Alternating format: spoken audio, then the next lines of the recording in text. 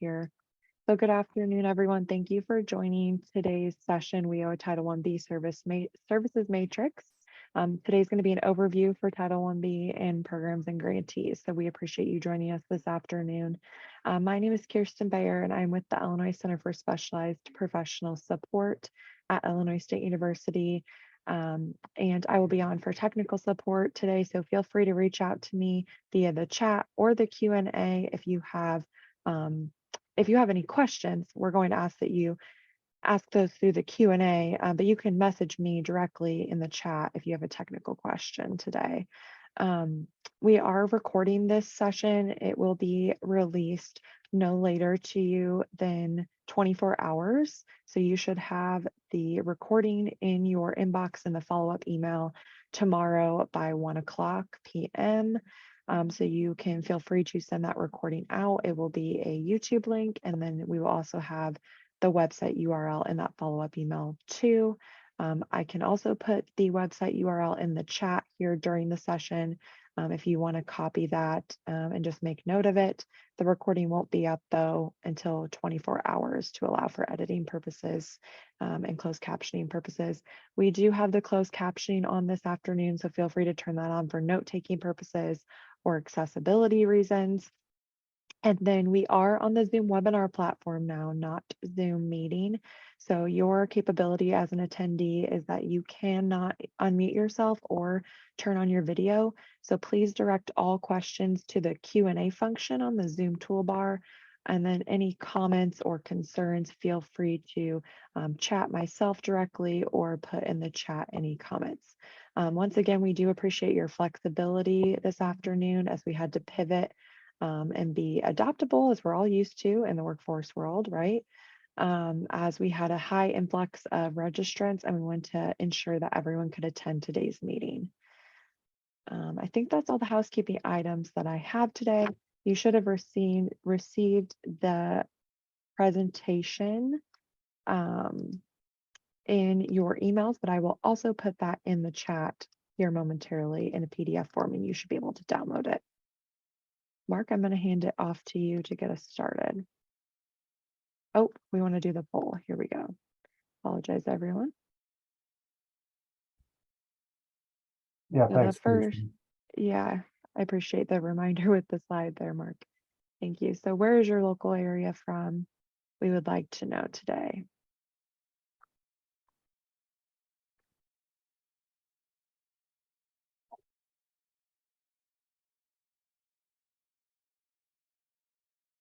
And we were getting some questions about the chat and how it was disabled. It is turned on now for everyone, so you should be able to type in the chat.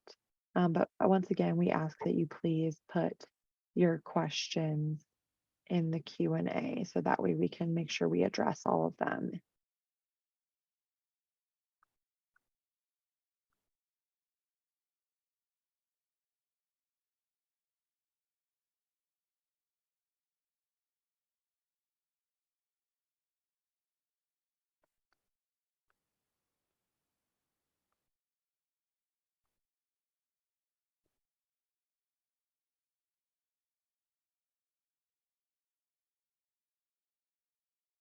Okay, I'm going to go ahead and end that poll, share the results so we can debrief on it. Looks like most of you are joining us from the northern part of the state, but we do have a couple across the board as well. So welcome, everyone. Thank you for joining us this afternoon. We appreciate your time. Thanks, Kirsten. We'll get started here. A couple people are indicating the volume's a little low. I don't know if you can do anything on your end of that, or if it's just maybe your microphone. Maybe a couple people, can you let me know if you're hearing me a little bit higher tone or volume? A couple people put it in the chat, maybe just let me know. I can hear you. Good, okay. Mark. All right. We'll get started here. Hopefully everyone can hear. Looking forward to sharing a lot of wealth of information around services matrix. That's our topic today. This is just an overview that kind of builds towards future sessions. Our team today, in addition to myself, we have Dina El Khatib from LWIA 7, who's going to present a little information for the Career Connect users. Laura Dom from our policy unit, and also Paula Berry from our performance unit. So you'll hear from all three of them as well as myself here as we move forward. So what is the services matrix? In today's webinar, we will give you a glimpse into what it is. We're actually, we've had matrix for many years, but we kind of let it sit on a shelf and it got lost in the WIA days if you've been around that long. And many of you maybe have never heard of this, much less seen it. We'll give you some general information about the matrix, but all the details will be coming in future webinars over the next several weeks.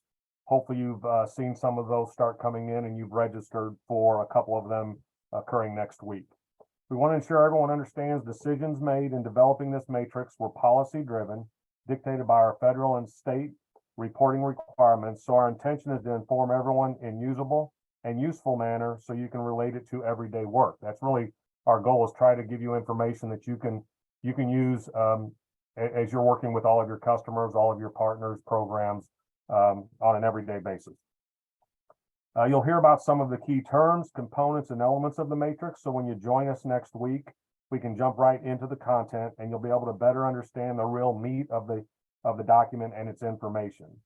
During this and future webinars, we'll point out and provide some real life examples through scenarios and questions we've experienced over the years that you've submitted. So some of them might seem familiar to you, or maybe you haven't even asked them, but it will still seem quite useful to you in your everyday activities. During this and future webinars, we'll point out and provide some real life, hopefully you'll recognize some of these are very relatable to you. Finally, I've already mentioned there are future webinars planned, some of which you may already have registered for.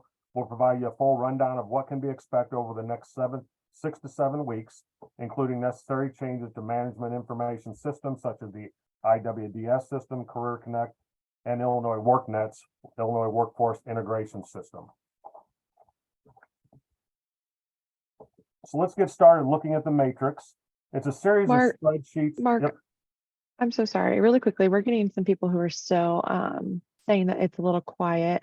So I'm telling them, if you are experiencing audio issues, your audio settings are in the lower left of your screen toolbar, and you can click on the audio settings and click output volume. Make sure you have that all the way up. And then for our presenters today, Mark and Dina, Laura, and Paula, go to your audio settings as well. Make sure your input volume is all the way up, and hopefully that will rectify the situation. Okay, thanks. I just turned mine up. Hopefully that's much better. Great, thank you. All right, we'll get started again. Back on this slide. So let's look at this matrix. It is a series of spreadsheets, interrelated tables that define all of the available services and activities our WIOA participants may be eligible to receive based on eligibility, suitability, and their interests. These tables provide vital information for understanding the services and how they relate to such things as federal reporting codes, which most of you probably will never be required to know or use, but some from our IT or performance staff may be familiar with them. The appropriate labels or titles of the services that you're familiar with in your reporting system or naming convention for each of the services, and an implication at times on performance. The matrix is structured in tabs of information, which you see one of them in front of you here, each of which are color-coded for easy identification and broken into types of services. They are adult and dislocated worker career services and training services associated with those two programs, as well as the youth program, which outlines the 14 program elements for our youth participants. There's a tab on supportive services and one on follow-up services, which are easily identified in a separate manner. We've also got a couple other tabs, one on work-based learning that brings together information from some of the other tabs, but condenses it into one useful tab if you're working on those WBL opportunities. And finally, there's a tab, as noted, that touches on other grants, such as the disaster recovery component of National Dislocated Worker grants. As time goes on, we may add additional tabs for additional programs. So keep that in mind. This is a living document that we will be updating as necessary, and we will ensure to give you information whenever those updates occur.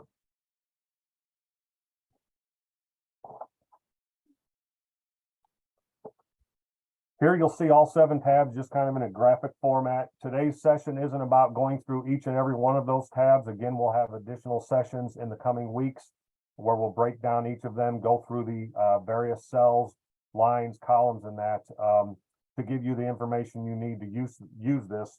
But we just wanted to give you a little bit of a graphic here.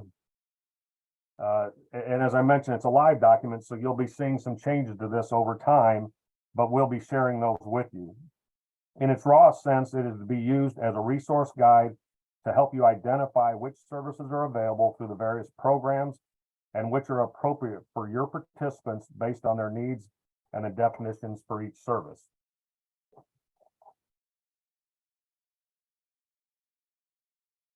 Some of the features you'll find are that they have a number of columns, and within those columns, they'll provide you a wealth of information for each tab. So some of the columns will appear on some of the tabs, but not necessarily on all of the tabs because they don't relate to that particular set of information. Those columns that don't apply will be hidden. So don't be confused at the top if you see a letter designation for a column that is not there. It's just indicating it's not useful. We'll hide reporting data codes. As most of you, as I mentioned earlier, don't use this in your daily activities, but programmers, performance staff, or others may have interest, so we'll arrange it to make them available for their work. I've mentioned a couple of the columns already, but they are clearly identified with multiple guidance criteria for each service listed in the rows beneath them. Some of these columns include the service type or appropriate IWDS service label. So that maybe is what you're familiar with seeing in your system of record, your reporting system or management information system, whatever you refer to it as. There'll be clear definitions that clarify usage along with operational parameters for career planners, monitors, performance managers, etc. We'll give you an indication of whether the service has an impact on performance outcomes or performance measures. So that's very important to know as you go through working with your customer, which of those are affected by the services being provided. We've got a column indicating whether the service is considered a same-day service. We also have, as I mentioned, the Pearl data element numbers and labels that will be hidden for the most part for most of you. And then finally, we also have a little bit of funding information. So if funds expended relate a service to allowable minimum expenditure, training expenditure levels, or youth work experience, we've identified that. I mentioned we're following policy and guidance in developing this. And so we want to make sure you're aware that we're working with guidance received from both the Departments of Labor and Education as we continue this pattern and movement towards more integration. We have to be mindful of all of our guidance. We're looking to be more consistent in the reporting of services for participants so that across the state within an LWIA, we are reporting the appropriate service at the appropriate time for all of our participants. So as we look across our reports, they're much more clear. We also have Pearl data elements, as I mentioned, that dictate the appropriate selection of these services or activities that guide us in developing the definitions and that are useful when we submit quarterly and annual reports to the Department of Labor. Finally, again, we want to make sure as we report on our services, we're doing it in an accurate and a transparent manner so we can look at them, you can all look at them, and the Department of Labor can look at them and be sure that they are accurate and timely. Without spending much time on this tab, this just gives you some additional references that you should be aware of that you might want to go to get clearer guidance or clearer information outside of the matrix, including the e-policy website that includes career planning policy, many of the federal TEGLs or training employment guidance letters, as well as one thing we've tried to do here that has been, lacking somewhat is rectifying the differences that have occurred between WIA and WIOA. So many of you will see those changes and be happy, I think, that we finally have using the same terminology that we're used to seeing under WIOA and not some of the old terminology under WIA. And then we want to make sure we're comparing and aligning all of our reporting systems across the state of Illinois' reporting requirements. With that, I'm going to turn it over to Paula Berry, who's going to cover some of the usage of this for your various roles out in the workforce system.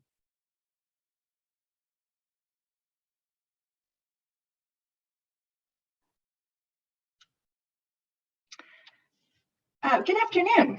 Hi, everyone. So yeah, as Mark was explaining, there's many uses for this matrix, and kicking it off, one of the core reasons and the foundation of this matrix is this reference slide. Slide 11 is the participant individual record layout, what we call the PEARL. So this is DOL's standard and regulated performance reporting policy.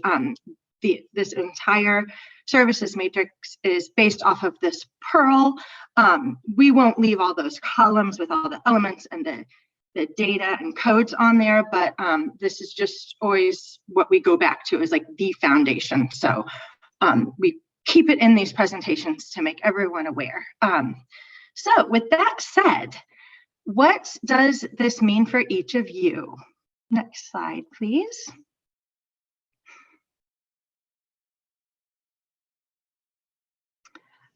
What does it mean for everyone who's attending? 500 people today. So we think it will mean a lot, and depending on your role and what you do every day with your WIOA program, you're going to find different benefits. So for sure, local programs and grantees, it's going to help you administer your program. It'll set really clear expectations. Like Mark pointed out, this is going to give us all a common language and reference tool. So you'll be able to set really clear operational parameters for staff.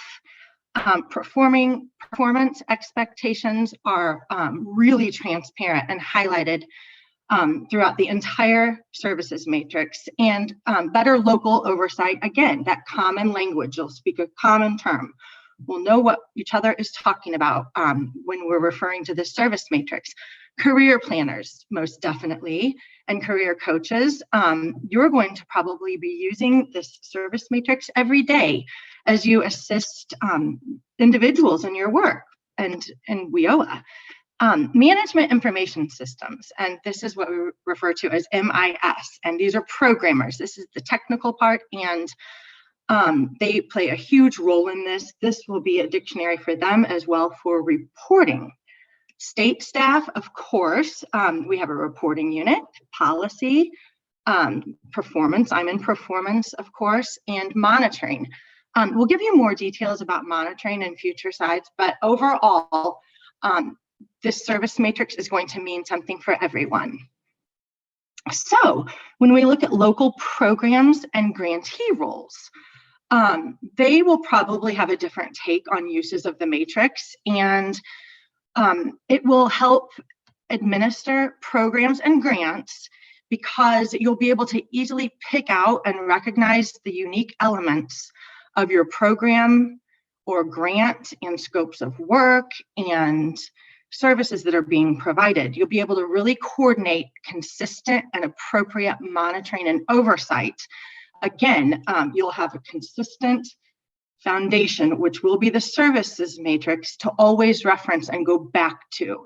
The same terminology and the same services can be chosen and examined, and better analysis can be done based on the foundation of this matrix.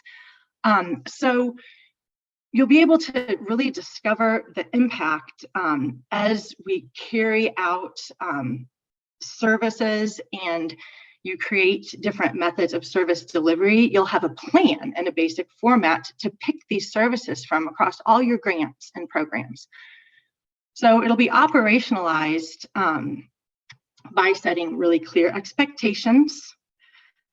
You'll be able, using the service matrix, you'll be able to provide really clear and appropriate technical assistance based on the structure of this matrix. When Mark was talking about the columns, and what you'll see later will be very, very clear to you. So grantees are going to be able to pick out exact implications of the services they're providing as it relates to their reporting. And then, of course, performance expectations. This has been a big ask for a long time. The service matrix clearly points to and identifies exact performance measures and expectations of what your program participants are going to need to achieve based on what you're doing with them. That's laid out right in this service matrix. So that was for grantees. Then we have career planners and their coaches and coaches roles. And we think that this services matrix is going to be used daily, and it will just facilitate your days and that you might have never expected because it's so much work. And so it'll just make it easier for you to identify and account for all services and everything you do with your participants and get credit for that and report it and track it. The services matrix is even going to help you define how you assist them. It provides a full array of every single available service that you can provide and that are allowable. And when you do it, you'll know that it's allowed by WIOA, and you'll see the definition and know that you did it. There will be no gray area. So also, it's going to really help guide and facilitate how you do your individual employment plans for adults and dislocated workers, and then your individual service strategies for youth. And we know how important those are, and the services matrix is going to facilitate and help you do that every step of the way. It'll even help once you set those up to go back and review it as necessary. On top of that, as you're doing that, the services matrix is intended to ensure that everything's accurate, is completely consistent across the board for all of these programs and everything you do. So there won't be any gray area. All of these services will be speaking the same language with every participant and everything you're doing. Like I said before, you'll be getting credit because you'll be able to see all of these services, and the more you know about what's available, the more you'll be able to report. With some of the data elements it talks about, and it shows relationships to reporting requirements. And we won't get into that right now, but it does have a big implication, and it's going to help you be compliant with all those requirements that we know about, and we talk about it all the time. Get your data in, make sure you put this in the system, make sure they're exited. So there are specific relations from everything in the service matrix that's going to really help you do that for reporting and being compliant and tracking these things. Furthermore, for all these career planners and career coaches, the services matrix is going to help you understand the system that you're using. It will match up with and tie to all of the services that you see selectable in your reporting system. And it even includes case management functions. So there's a lot of information in it.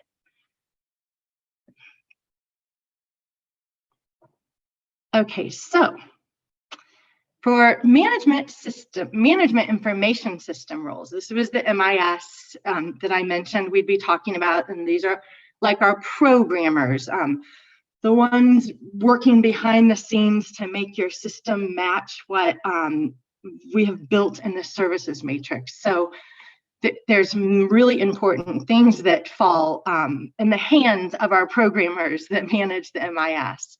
and their deployment dates.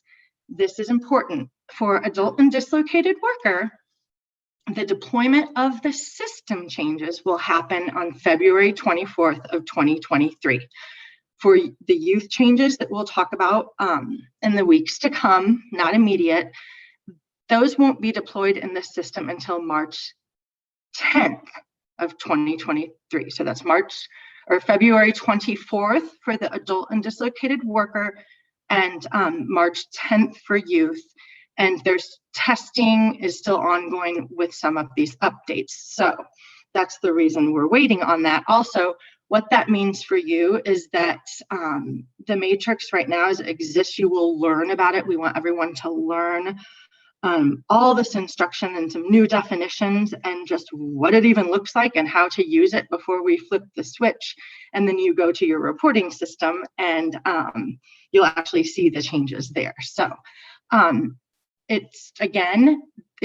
your systems now with this flipping of the switch that's occurring late in February and March 10th, this is what will be the implementation to see all these allowable enrolling services. So your system will match this document that's called the services matrix.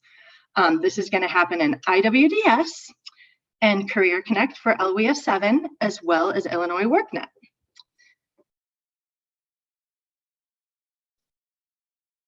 And next slide, please. And one last section to mention about how much the service matrix is going to benefit everyone in the state. This will be specific to state roles. Where I'm from, OET, it's going to assist the policy unit because this is going to be the foundation to provide clear, consistent, and reliable definitions and expectations to always lean back on. Again, the same language for all of our programs and all of our grantees. And when we communicate with our programmers and technical staff to ensure we're talking about the exact same things.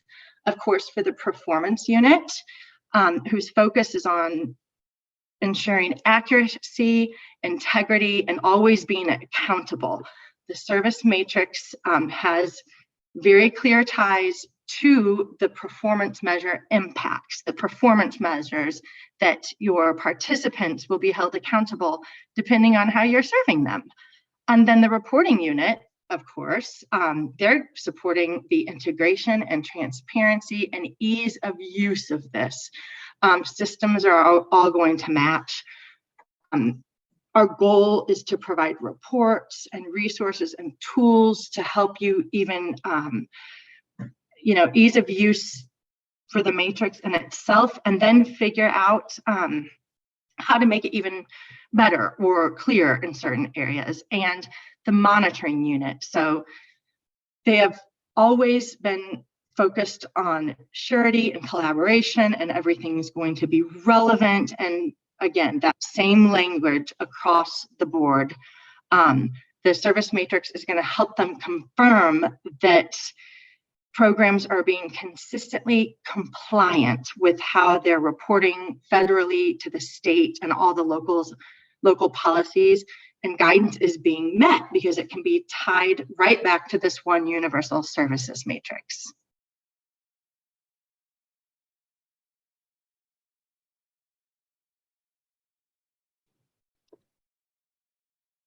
Hello, everyone. This is Laura Dom, and I'm going to be giving you a little glimpse of what these service matrix tabs are going to look like. We are going to be, there's been a couple of questions in the question and answer, and each part of these tabs of these services are going to be issued as we conduct that training, so that it's in front of you and that you can see it and follow along with us when we do that training. Right now, we're just showing you a sneak peek. You probably won't be able to read it as it's so tiny, but we just want to, this is an overview, and we just want to provide you basically with the layout of the matrix, and we'll talk about the specific services in later webinars. And this will be touched on again later on in the presentation when we talk about the implementation steps. So for Adult and Dislocated Worker Career Services tab. This is going to cover your self-service basic career services. Those are for those that are not enrolled in WIOA, and those are not going to be on this tab. Sorry, I misspoke. They're not going to be on this tab because they're not enrolling services, so they will not be on this tab. This tab is only going to contain the staff assisted basic and the individualized career services for adults and dislocated workers. The staff assisted basic career services are a prompt enrollment, and they're provided with significant staff assistance. So it's beyond information only. All the basic career services that are allowable are in this matrix. The next section on this tab will be the individualized career service. It's going to cover all of the individualized career services, including the development of the individual employment plan. And we'll go through that a little bit. And then the additional information. So each one of these tabs are going to have specific columns that are going to be defined by the tab that you're looking at. So for instance, for the staff assisted basic and the individualized career services tab, there's going to be the service. There's going to be a column with the definition of that service, a column for the performance measures that apply to that service. So if an individual is enrolled in that service in the MIS, these are the performance measures that the individual is going to be attached to. It's going to tell you whether or not that this service counts towards the minimum training expenditure requirement. The next column is going to indicate whether or not this is considered a same-day service, which we'll talk about in future presentations. And then also they added a column that talks about triggers participation and extends the 90-day exit window. So this is going to be helpful out in the field when you know that if you put this particular service in the system, that it will that's what is going to happen, that it does trigger participation. It does extend the exit day, the 90-day exit window. So and I think that's it for this one.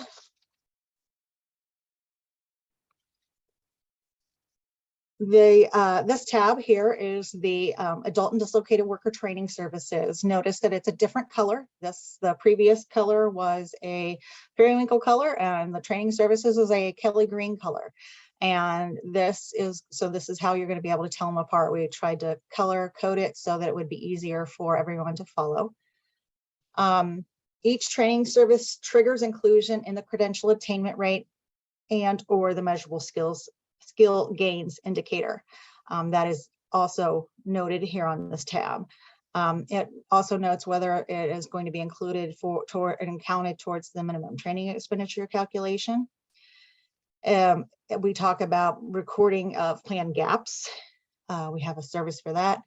And it also identifies some other training that can be recorded as part of co-enrollment into another program. And note that same-day services do not apply to training services because training services are an ongoing service. So again, on this tab, we have, you'll see some of the very same columns. Notice that there's not a tab here for same-day or a column here for same-day services because training is not a same-day service. So that's the little difference here.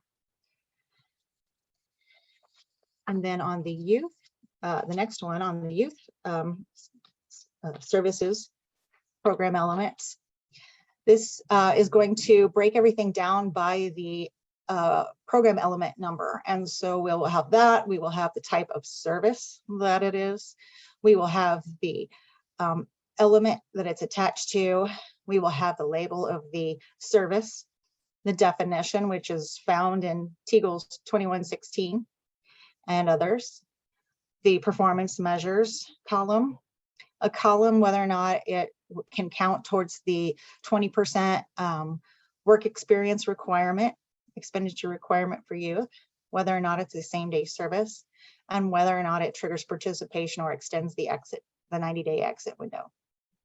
So this is quite a lengthy tab, but it does cover all 14 elements and which services fall under the different elements.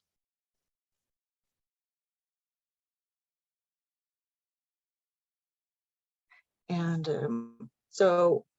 like I said, this was just to give you an overview of the matrix. So we will be providing that at a later date, right before we have those other trainings. But now I'm going to turn the presentation over to Dina to discuss Career Connect. Good afternoon, everybody.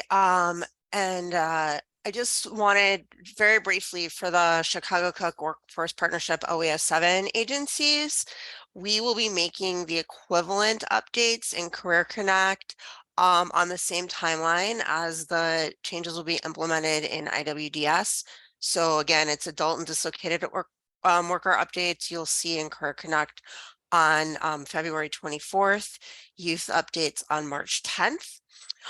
We've kind of been using the matrix format for our services list for a while now. So I think our ROE is a little bit familiar with it, the format, but we are going to be making some updates. I think obviously we're going to be adding the changes that are being made to the services themselves and the definitions, but we also are going to replace, I think right now we have a column called active service.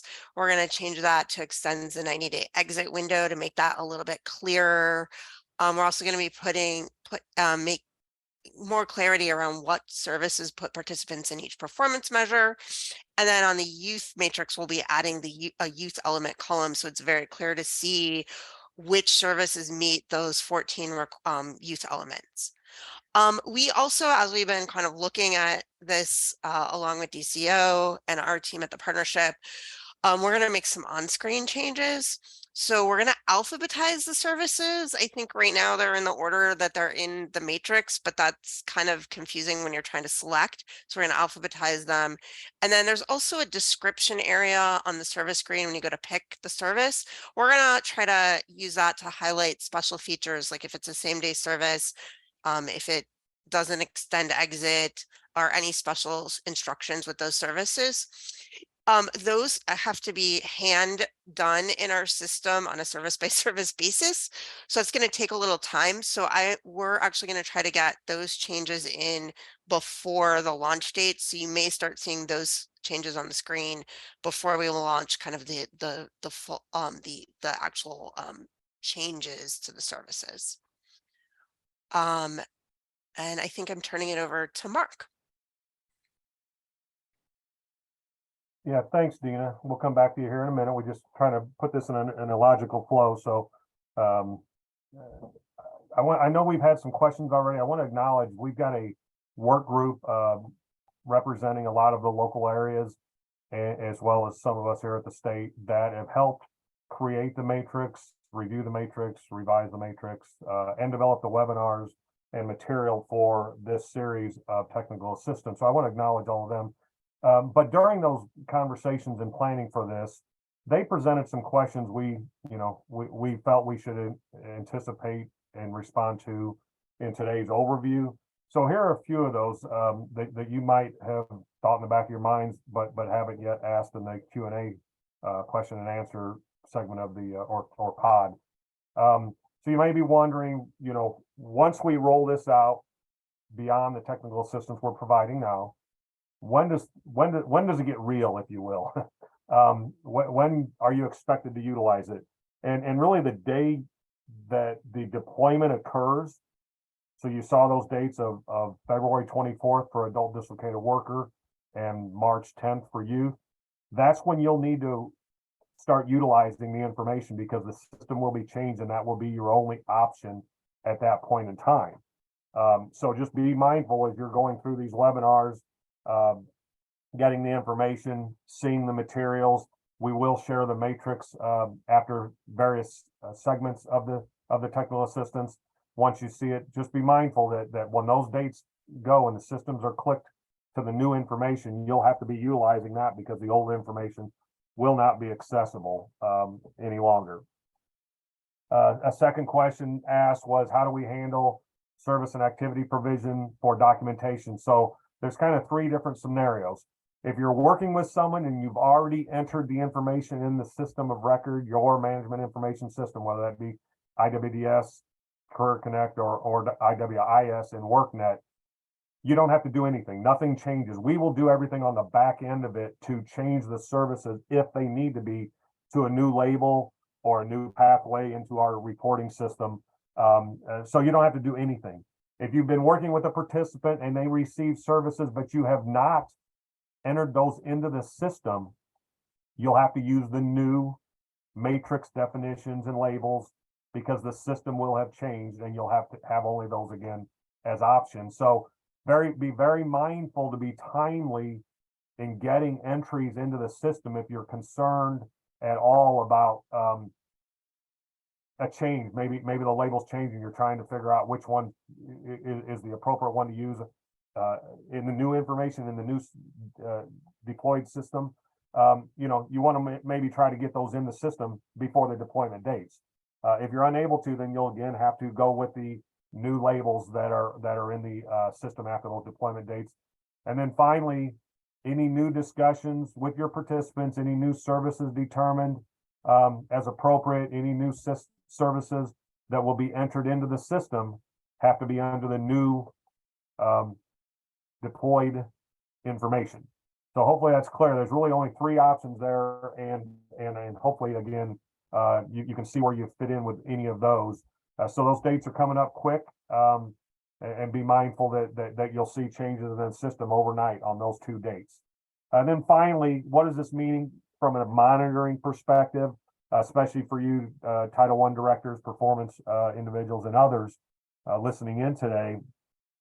And then the monitoring unit gave us this information, and it's consistent with how they do any new policy.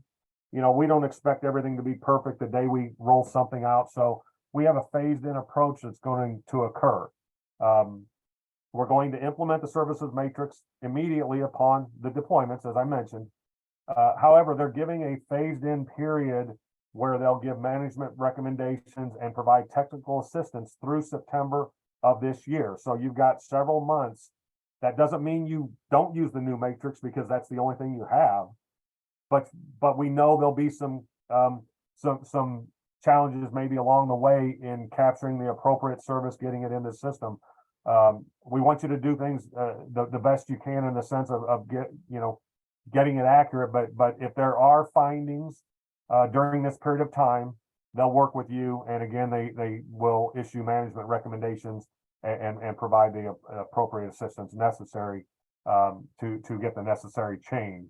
However, if there are repeated instances, meaning they've come out and they monitor and they see some issues and they issue management recommendations, but they continue to see the same evidence of incorrect reporting, it may raise concerns. So please, go into those meetings with them when they come out and monitor, and the technical assistance they provide with an open mind of learning and applying the changes appropriately.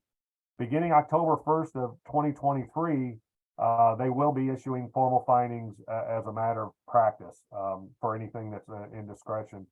But they will kick a lot of this off. Annually, they provide a kickoff meeting for monitoring in general, and they'll be including this matrix in that kickoff set of meetings. So be looking for that. Again, this is primarily for you as the Title I director, but all of you should be aware that this will be implemented immediately. So we expect and hope that you all bring us questions you have so that we can answer them, so we can get everyone on the same page in consistent in applying what we've shared and what you're learning over these next several weeks. Here's the phases just in a kind of a quick way, and also a little bit of additional information. We'll be providing webinars in phase 1 around adult and dislocated worker only. So all the services, training, supportive career around adult and dislocated worker is what you're going to be receiving next week in 2 sessions. The system will be updated, deployed on February 24th, as we mentioned, and we will be holding Wednesday open question and answer sessions at 1 o'clock beginning next week. So you'll have an opportunity to submit, I'll mention that here in a little bit, your questions online, or come to these sessions and listen in on the questions and answers that we will prepare based on what we've received. The second phase will be the youth updates. which will be deployed on the 10th of March, as mentioned. There'll be a couple webinars as well for those youth services, the program elements, the week before the deployment date. And again, we'll include any questions around the youth program in our Wednesday open Q&A session. We do ask that when you submit questions, that you keep it to what's been shared so far. So, you know, if you're coming to our February session of the Q&A, please don't bring youth questions to that, because we will not have covered that maybe in our technical assistance. So again, kind of a procedural linear kind of fashion of going through this, so we can focus on the matters at hand and continue to progress through these next several weeks. Here's the dates of all the upcoming training. So you might want to mark your calendars. You've probably already received information on the first two. Next week, you'll have 2 adult dislocated worker career training and support service, as well as follow-up sessions. These are just kind of one after the other. So where we stop on Tuesday, we'll pick up on Thursday. It's not like we're covering only 1 or 2 sets of services on Tuesday and we'll cover the other 2. If we only get halfway through training services on Tuesday, we'll pick up on Thursday. So it's important that if you're available, you're able to join both of those. If not, we are recording these. You see a link here on this page. So if you've got the hard copy of the PowerPoint, you'll be able to click on these links here. If you haven't registered to receive these routine emails identifying this professional development series or other topical professional development series, please register to do so you get those directly in your email, and you can register and add those to your calendar and put them on hold. I mentioned the youth will come a couple weeks later, so the February 28th and March 2nd will be 2 webinars there. And I highlight the last one here because as we're developing this, you know, we keep developing the material. We may find a need to have a session to kind of go over some highlights of the 4 previous sessions, maybe do a summary, maybe answer some final questions and answers, answer some final questions that we haven't been able to do in the Wednesday. So we're asking that you put a hold on the 1 o'clock slot on March 21st. We will let you know whether we actually decide to hold that. We may feel like after doing weekly Q&A sessions that we don't really have much left to speak to you about. But certainly if there is material left, information left, clarity left to make sure everyone understands kind of this new world we're going to be living in, we will hold this. So we've got it on our calendars. We ask that you put it on yours and keep looking for those updates on registration. This is very similar information, but what it does add is at the in the middle, next week starts the Q&A session. It will be part of what we call a quarterly performance office hours. Again, there's a link there to register. You might have already seen that from Illinois State's ICSPS workforce development information. That one you'll need to register for if you want to join it. The first half is general performance information, with the agenda being around IPATS, the Illinois Performance Accountability and Transparency System, a little bit around performance assessments and the statistical adjustment model. But the back end of that meeting will be a Q&A around adult and dislocated worker services that you might have. You may have submitted them. We'll answer them in that session, or you can come to that session and if we have time, we'll answer those live. And then you see at the very bottom that series of Wednesday 1 o'clock in the afternoon sessions. I've got 1 to 2:30. We probably are only going to go 1 to 2. I apologize. I just was thinking of a webinar timing. I think we're only going to hold those to 1 hour each Wednesday from the 22nd on through the end of March. As long as we have questions coming in that we want to share, we'll continue to be there for you and answer those. So again, everyone is fully understanding of this matrix. It sounds, with all we've got going on, that this is really going to be a difficult thing, but we're providing all this assistance just to make sure everyone is up to date with the information. It's really not as daunting or overwhelming as it may seem with all the sessions we're providing. And I think you'll find next week, starting with our webinars, that you'll find a lot of day-to-day information in the scenarios and the questions and examples that we provide. Just going to go back real quick. Someone's asking just to get these dates on their calendar again, and it's in the Mark? PowerPoint. Yeah. If this is Dina, if I could just interrupt real quick, because I've got a couple slides coming up. There's been some questions in the chat. LWIA 7 has a different webinar schedule, so I You will. want me to go to that one? Yeah, can we go to Okay, that? Because yeah. I think there's some confusion. Yep, that's where we're turning to next.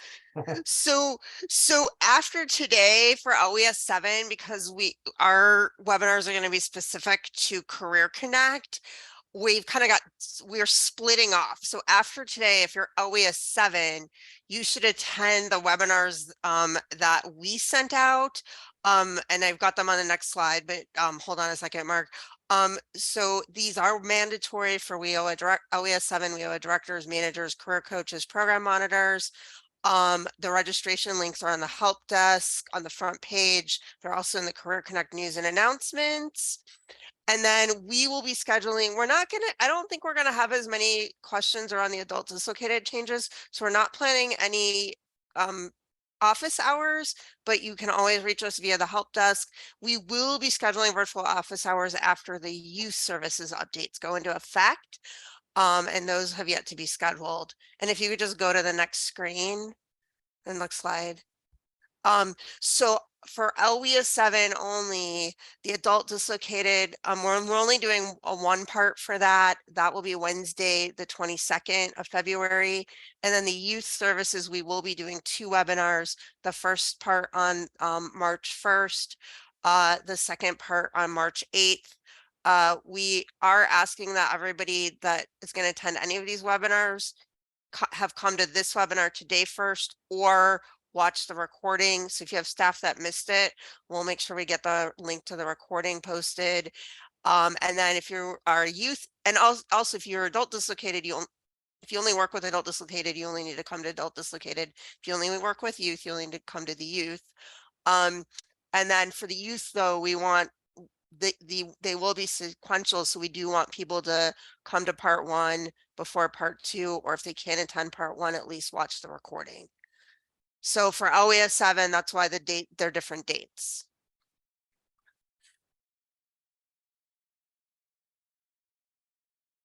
And Great, thanks. turn back to you, Dina. Mark. So couple more slides here. We're gonna get you out of here a little early, but we're trying to answer some of the questions in the Q&A. We've got a couple left we'll get to before we finalize today.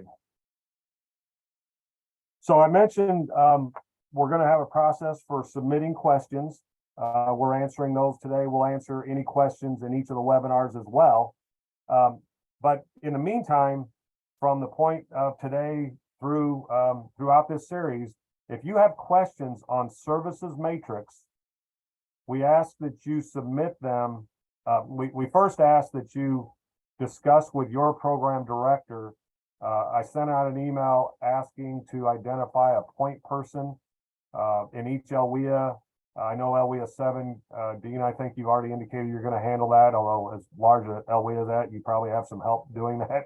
Yeah, LWIA 7 questions should come through the help desk, and then we'll filter them Right. through the help desk, not to me directly, please. Glad you clarified that, I'm sure.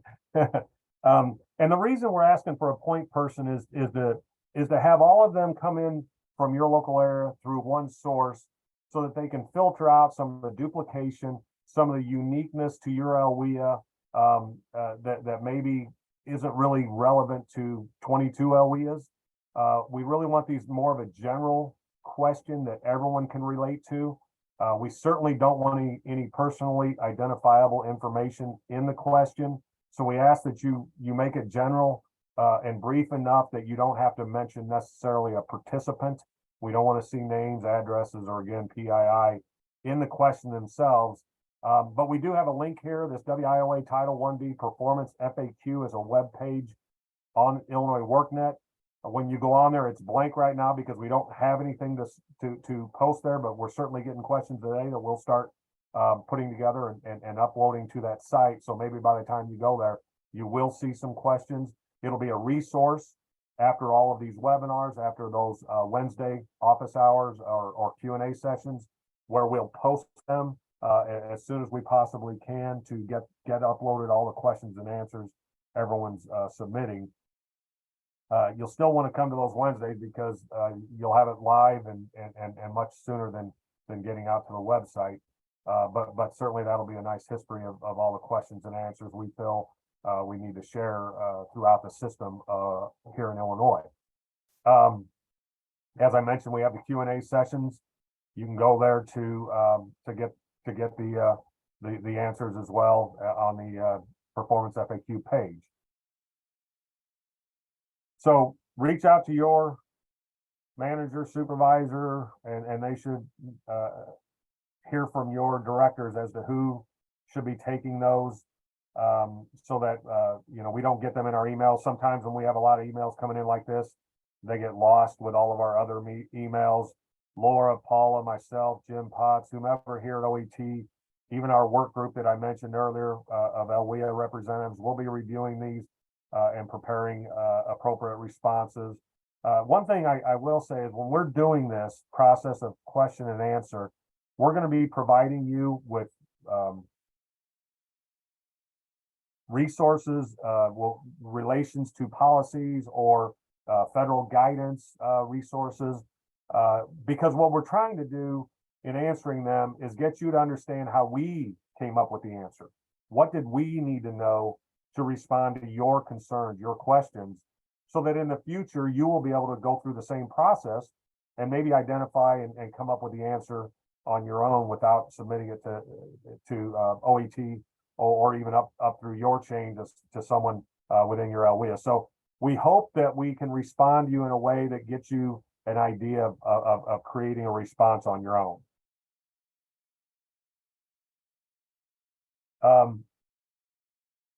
Here's the last thing here are just some additional federal resources that we always like to provide if anyone's wondering the high level guidance that all of us are held to.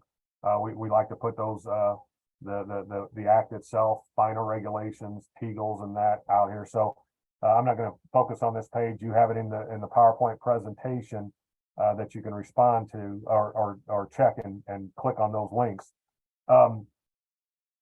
I hesitated keeping this slide in after I went so thoroughly into indicating we want all the questions submitted in the FAQ site, but we do want to provide you with our resources or our emails as a resource for other items. Again, anything service matrix related, we'd like for you to go through that performance FAQ. You can submit other performance FAQ questions if you want, but right now the only drop down as a category is services matrix until we can get the site updated and populated with some other topics such as the indicators of performance themselves or reporting or what have you. We don't have any drop down options, so you might want to just submit those directly to us and we'll respond to you through email directly. Do we have any other questions outstanding here? Mark, Yes. it's Dean again. I'm sorry. I flubbed trying to answer in the Q&A Okay. because I'm not used to Zoom. LWIA 7, there's still some confusion. So you do not need to register for the DCEO webinars going forward.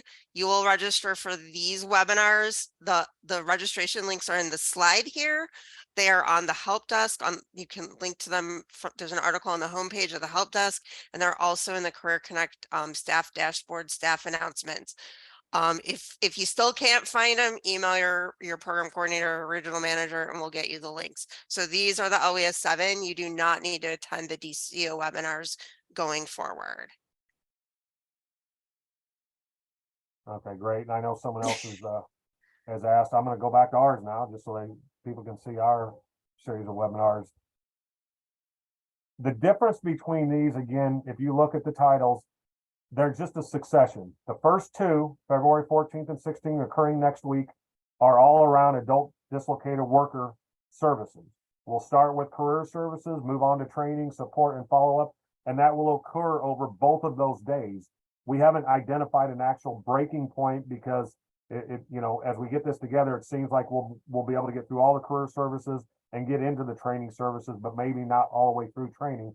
So we'll pick up where we left off Tuesday in training services, or maybe we've already been able to complete that and we will move on to support and follow up. So it's important to attend both sessions, because if you don't, you'll only catch half of it.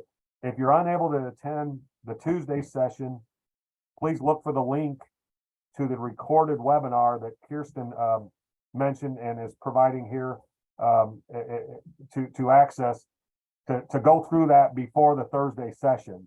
And in similar fashion, the youth will be rolled out in the same way as far as technical assistance. Tuesday will be half of the information on the program services, the elements that are available to you. We'll pick up where we leave off there on Thursday and complete it. And so if you've missed Tuesday again on the February 28th date, you'll want to see the recorded version so you'll know where we're picking up from on the Thursday session, March 2nd. March 21 will be overarching all of these sessions.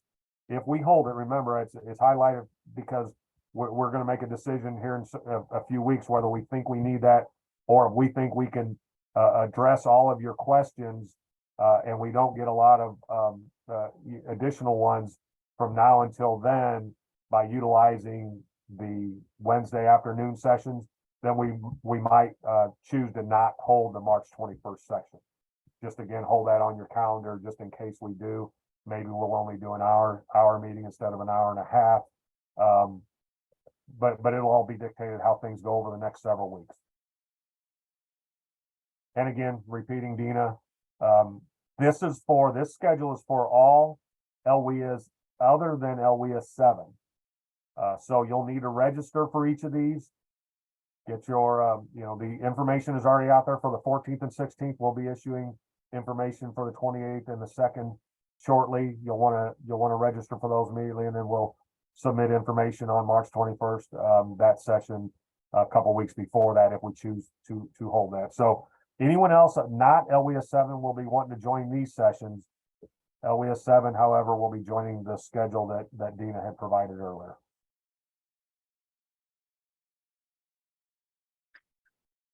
Can I jump in Yep, go ahead. Kirsten, quickly, yeah. Mark? So I've been putting in the chat, hopefully you all can see them. I know we have a lot of people on this session, so I hope they're not getting lost, but I put a URL in the chat where you can sign up to receive emails from our team regarding the DCEO webinars that Mark has up on the slide deck right now. He also has that exact same link right there. He just zoomed in on it. Perfect. But I put that in the chat. So if you want updates regarding these sessions, please sign up for the email listserv if you're not already receiving those emails. And you would just click on that form and click WIOA PD, put your information in there, and we'll get you on that listserv. As well as I've been putting the websites that the recordings and presentation slide decks will be up on. The first one is Illinois WorkNet's website. So in collaboration with them, we also have our own website. So the recordings and presentations will be on both websites. You can access them on either one. And the recordings for each session will not be up on those websites until 24 hours after the session. So for example, today's recording will be up tomorrow by 1 o'clock.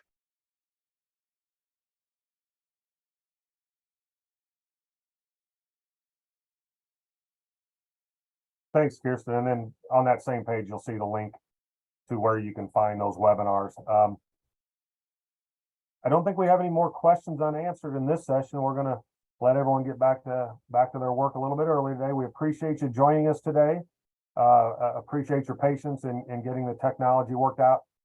We will hopefully not need to change the URL next time around. I think splitting off from LWIA 7 to the rest of the state will help us keep the URL that you've already registered and received through that registration. So we appreciate your time today and look forward to you joining us in the coming weeks around the services matrix. Goodbye, all.